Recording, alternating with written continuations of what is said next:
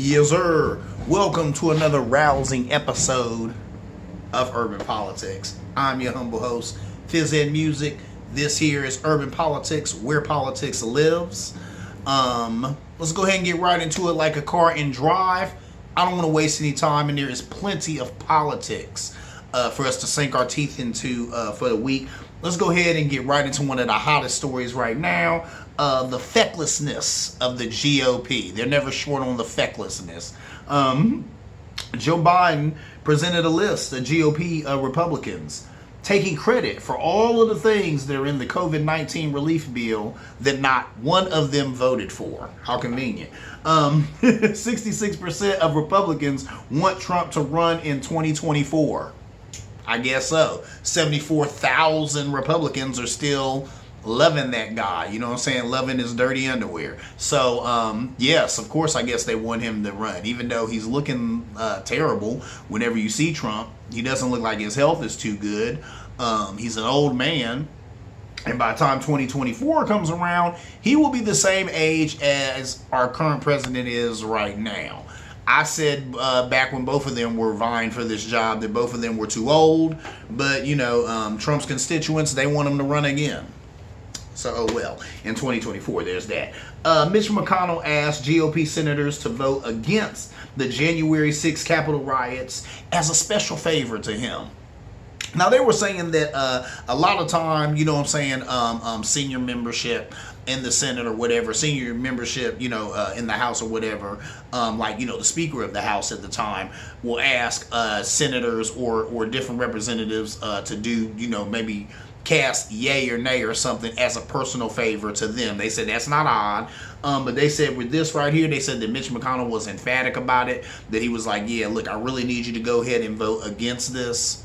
We don't even need to debate it. We don't need to come up on the floor. We just need this thing to go away. The way that we go away or make it go away in Mitch McConnell's mind is turning a blind eye to it, acting like it didn't happen. Ergo, we don't need an investigation. We don't need to uncover anything. Make sure that your vote is no. A lot of them were listening. He does have a lot of power, especially in that Republican caucus. So that is what it is. Even after the mom and the girlfriend testified before a lot of these GOP senators, they still voted no on the commission. So it was like, you know, 14 of them had met, you know what I'm saying, with this young lady and the mother of the deceased Capitol police officer. 15 declined. 15 just didn't reply. They said 15 of them just didn't answer the phone when the call came through, whether they was going or not. And there were 3 that were on board saying that they were going to vote for the commission anyway. And all of these people, you can look them up by name. I will talk to them or talk about them individually by name, but I don't have time to do that. I don't want to hold you here all day. If this show was a little bit longer, maybe I go into all that. But you can Google all this stuff. Really, the names aren't important. You just need to know the outcome. The outcome is ain't going to be no commission. People try to storm the Capitol and kill government officials, there'll be no investigation. That's all you need to know. Anyway, moving on. Yeah, and so, but all together at the end, 6 of them did vote for the commission. 6 Republican GOP senators did vote for the commission. Fell short of 4. They needed 10. They got 6. Really, all of this is we're only having this discussion because of Joe Manchin. Joe Manchin. They have the majority in the House. The Democrats do. So if he just went ahead and was like, nah, you know, whatever, okay, they playing their games, whatever, I'm going to go ahead and get with my caucus and we're going to do what needs to be done and we're going to have this commission and we're going to vote for it, here it goes, boom, boom, bada boom. He could do that. But no, he claims that he's holding out for a bipartisan answer to this problem. Bipartisan. Why would there be a bipartisan answer to this problem? And what I mean by that is, what he wants is because the threshold is 60 votes. So they would need at least 6 of these GOP senators to vote for the commission, right? Why would Joe Manchin think that would happen? First of all, why would that caucus want that when all of them are guilty? Most of them are guilty. The ones that you know and have heard of who have been in the news, they're guilty. Matt Gaetz, Kevin McCarthy, they're the guys who started this thing. They are guilty.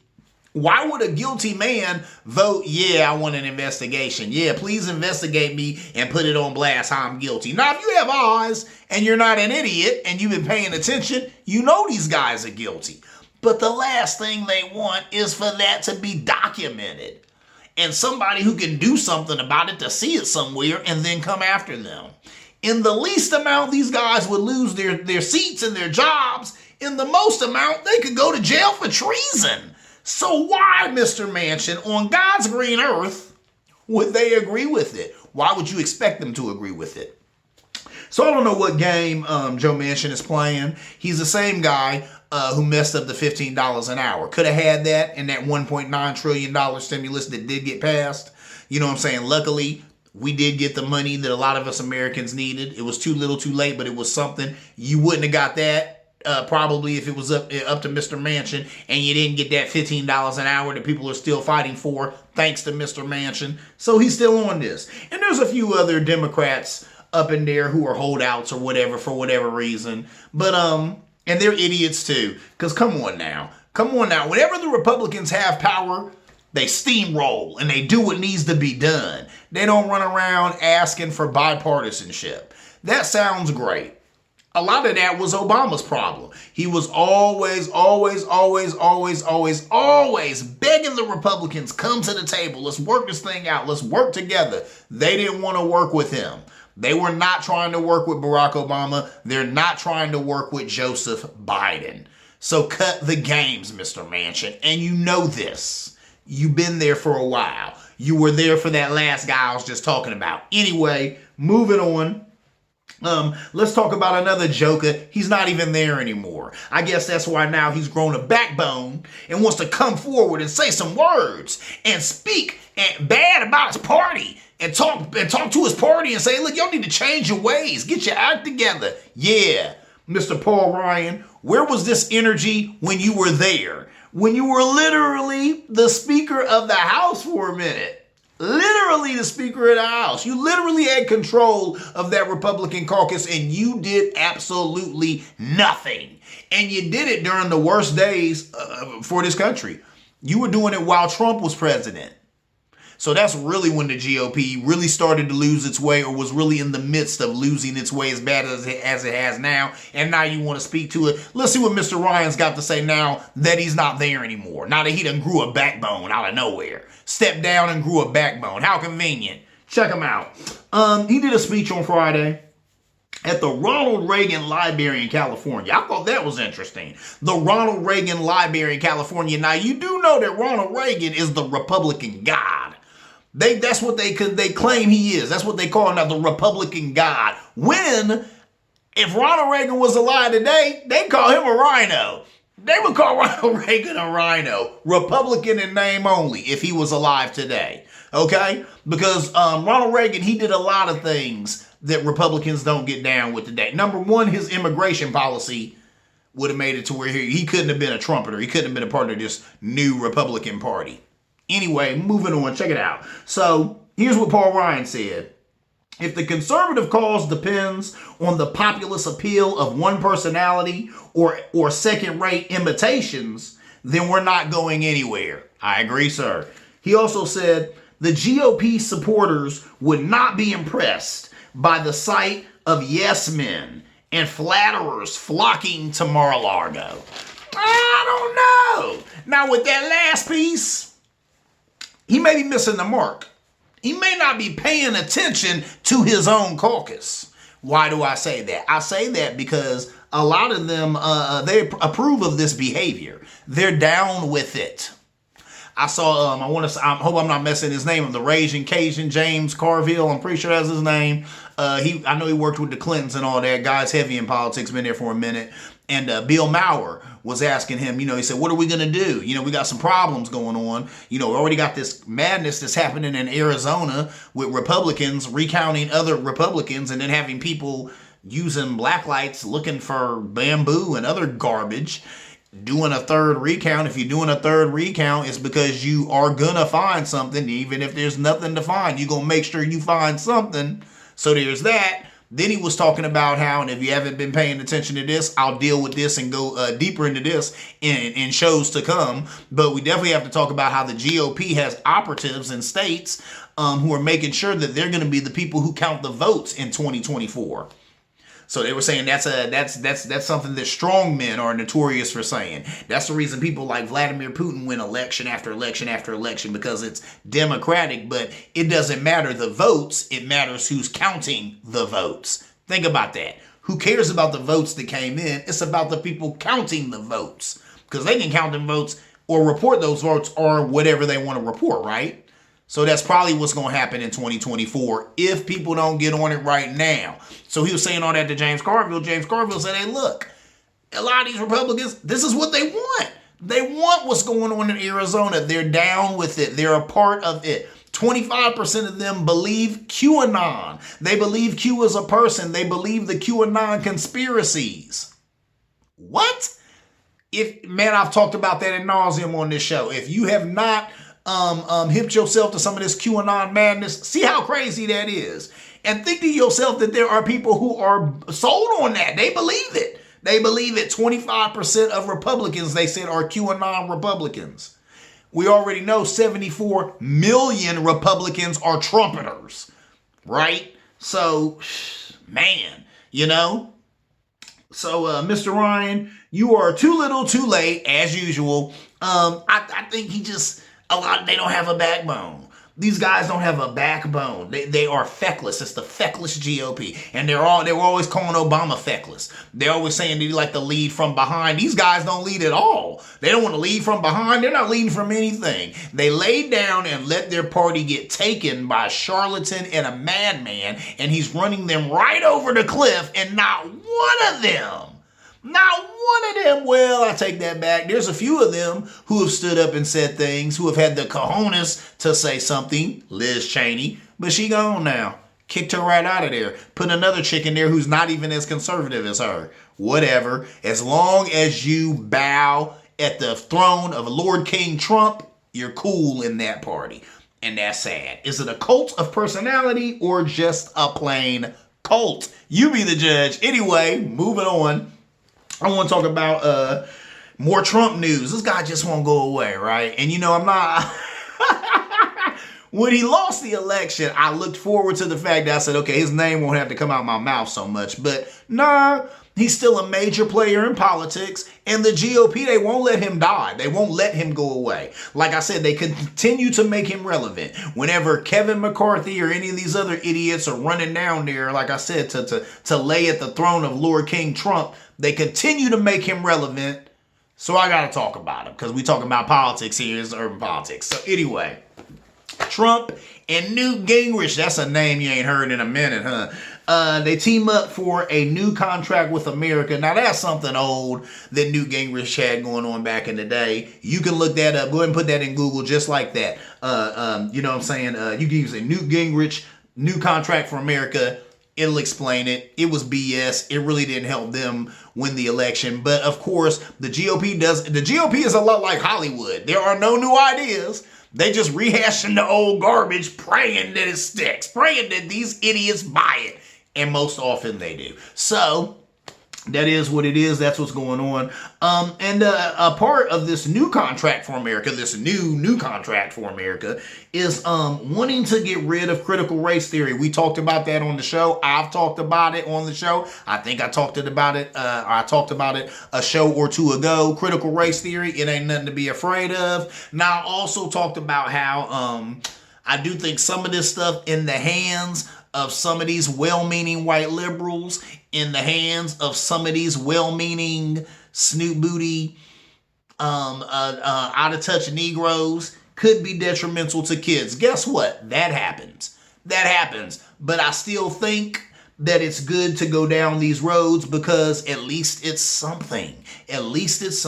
For years in this country, we have turned a blind eye to race. We've turned a blind eye to these issues. They got to come up. They have to be discussed in classrooms. We just have to pray to God that the educator is not an idiot and can have a little bit of common sense and knows how to come at these kids with a little bit of intelligence. I hope they're doing some vetting some real tough vetting on who's doing some of these trainings and conversations, because it really needs to be vetted. These are children. These are young, impressionable minds. So I hope they have the right people in there talking to these kids. But this is something that is needed for this country, and people need to stop poo-pooing it. And Newt Gingrich and Trump, they poo-pooing it. Why?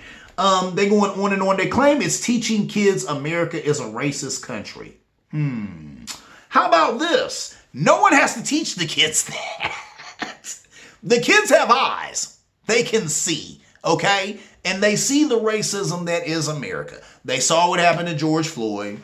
They saw what happened to Trayvon Martin. They saw what happened to Emmett Till. They've read about that. They saw what happened to Trayvon Martin. They saw what happened to Mike Brown. Come on, man, the list goes on and on. They saw what happened to Sandra Bland. Everybody's got the internet. Everybody's in the know these days. Nothing is hidden. So you're afraid that the children will be taught that America is a racist country. They're learning that from America. Okay? That is an education that we all get from this country, isn't it? And we get it real quick. So these kids right now, no different. My God, are they getting an education? They're getting an education me and you didn't get, because now they have this intranet. And they're all intra-netted, intra-connected, you know? So now kids having a thought in Afghanistan, or something's going down in Afghanistan, and a kid in Columbus, Ohio knows about it. And now he's concerned, because that's another human being, as he should be. But back in the day, wouldn't even have known about it, for it to be an issue. So see, things have changed. They were also talking about parents going to schools, opting their kids out of like Black history, or white parents opting their kids out of Black history. And then it got brought up, I seen in the comments, somebody said, well, can we opt our Black kids out of white history? I guess not, because white history is the history of the day, right? So when you go to school, what are you going to get? You're going to get European history. That's white history. That's what you're going to get. You know, you don't even get the option of another history, which is interesting, because I'm not going to lie, for years of my young life, I guess I didn't think anybody else even had a history, you know? I remember watching a stand-up special from John Lake Wazamo, and I learned a whole lot about Latin American history. I don't know why I didn't think that, hey, all those dates you've heard about where stuff was going on in Europe and the forging of America, there was other stuff going on in other parts of the world. Just nobody talks about it. Nobody cares. Because when you're here in America, what matters but American history?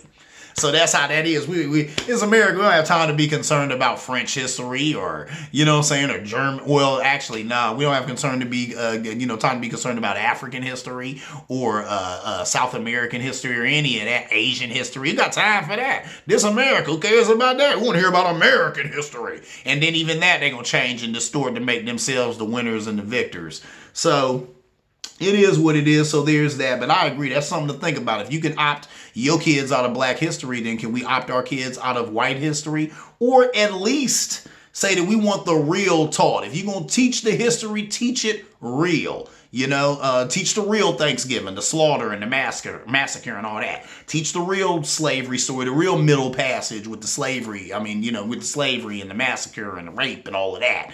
Teach the real. Can we say that? We don't want that fake history. We want the real history. We'll see what happens with that. Anyway, moving on. There's a lot of Black people who are mad, though. They're mad. They are big mad at some of these folk I'm going to mention, and they're mad because, let's just go ahead and get into it. I've seen people so upset. They was on one because Kamala Harris said America is not a racist country. Right. And then I seen it where I don't know if the lady asked her that, and she just said, America is not a racist country, but a lot of things have happened in this country, and there's a hard pass, and blah, blah, and then went into the spiel that you always hear. Now, number one, does Miss Harris know that America is a racist country? Of course she does. But what would it have behooved her to say it at that point? Really? She's the vice president of these America of United States. She was supposed to sit up there being the first Black woman to hold that office and say America is racist? That's true. But you know what? What did Dave Chappelle said? When keeping it real goes horribly wrong, that would not have helped her. That wouldn't have helped nobody. And why does she need to say what you already know? We already know this is the truth. No need for her to rehash it. People were mad. We're not mad, but Candace Owens, she's another one who said America's not a racist country. She would say that. She likes to play the race card. She gets paid good money for it. I think a lot of her motivation is from money. She has dark skin. This sister is not stupid. She's very intelligent, yet she is a race traitor, and she does and says a lot of ignorant things. But I swear she's just doing it for money, and there is money in that. I was even given that advice before I started this show. Said, Ed, you should switch to conservative and don't be a liberal or don't be on the left at all, because there's a lot of money for a black conservative. I was told that by a very intelligent man, and I probably should have listened to him. But I went with my heart. I can't sit up here and be fake. And that would be fake, because I am not conservative. I do not, I don't believe in conserving. I agree in liberal doses given out to people. So there it is. Tim Scott, Ben Carson, both of them brothers would both say that America is not a racist country, because both of them were very successful in white culture. They both came up in it. They both made a ton of money. They both live good lives.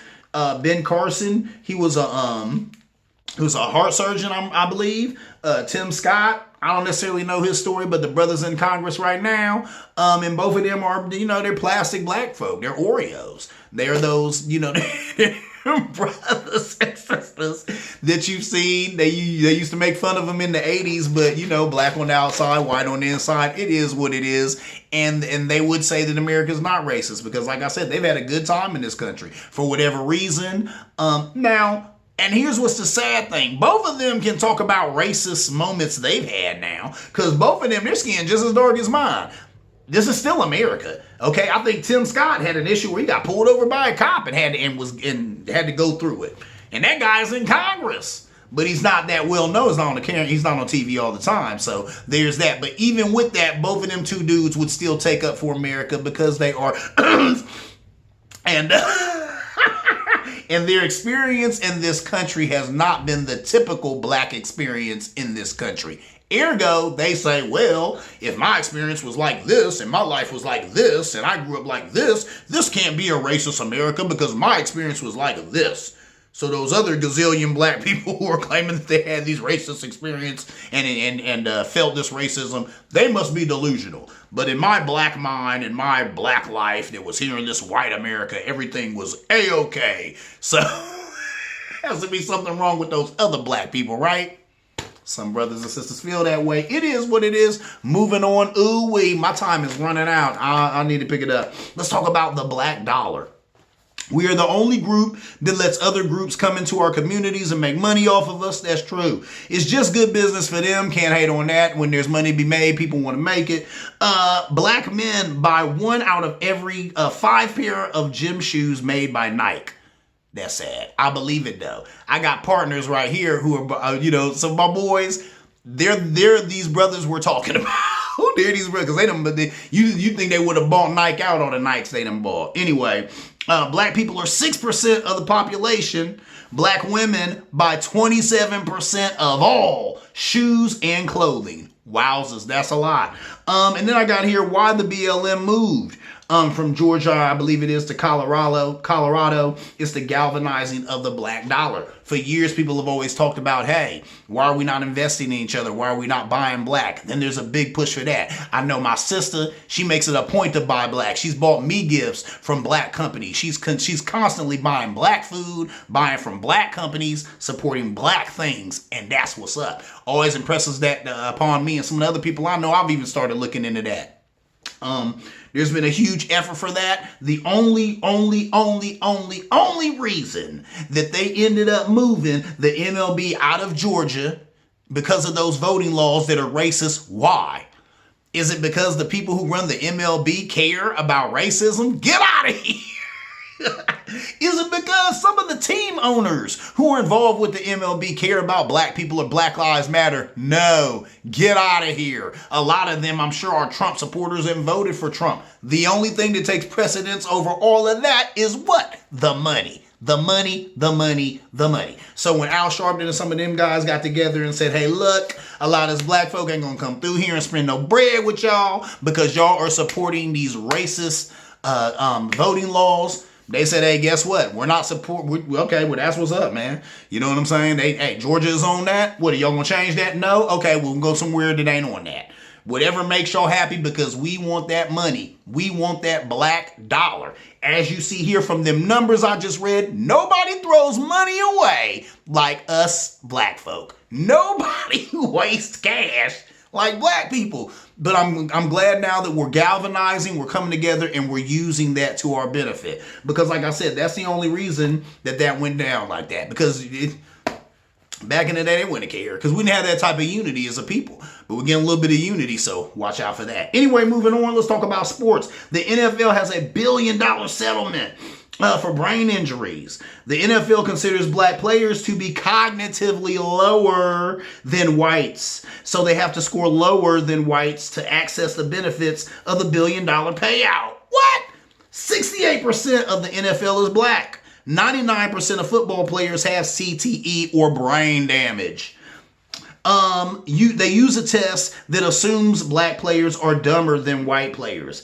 How do you, and then, okay, so with all this said, then the guy who was giving this information, he said, how do you discriminate against the entire backbone of your organization? With that said, I would say that's America in a nutshell, isn't it? Black people fight the wars. We cook the meals. Our ladies has breastfed some of the children. And guess what?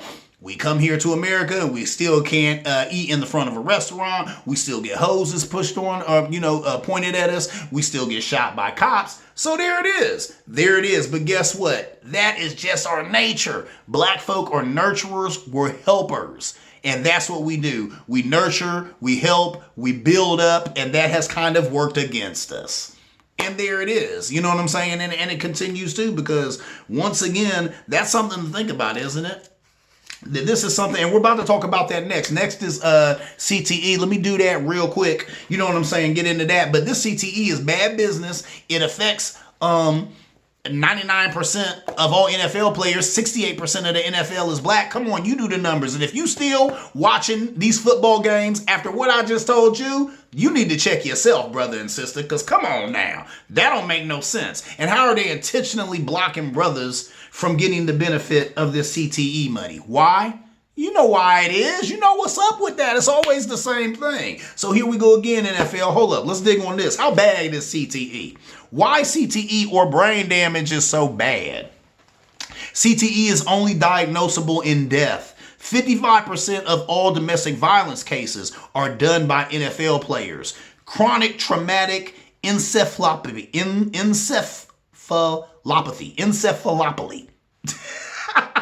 Look that up. 99% chance that most NFL players will lose major brain function by age 40. My God. Only been studied for about 15 years. It's labeled as a degenerative brain disease like Alzheimer's. Some of the side effects are mood swings, memory loss. When it gets worse, no impulse control, extreme aggression. The older you get, the worse it gets. There's no known cure. It's caused by repeated hits to the head. The brain builds up proteins. These proteins, this protein is what causes the side effects. Starting playing at 12 may increase the effects, but the study is too new to know. So they haven't been studying it long enough. They don't know. CTE is bad business. Brothers are going to get this more often. Now what are these guys to do? Say, oh, I want to live in the hood forever and I don't want to take that football scholarship. I'm just going to live and die here where a place my family has been poor forever. Or am I going to take this chance to probably be brain dead by the time I'm 40, but at least I can make these millions to get us up out the hood? That ain't right. If you still watching football, check yourself. Let me move on. My IPA of the week is this all day IPA, and I've been sipping on it all day. It's all good. It's delicious. It's a session IPA. This right here is a 19.2 fluid ounce IPA. It's made by Founders, and they got other IPAs I really don't like, but this all day IPA goes hard, and I'm trying to find what the percent of alcohol is for you, just so you can know. 4.7% alcohol, so it's not even what a normal beer is, and I'm coming up on my time. I'm almost done. Once again, I am your host, Fizz Ed Music, and this has been Urban Politics. I want to thank you for kicking it with your boy on a Sunday, and as always, see you around like a donut.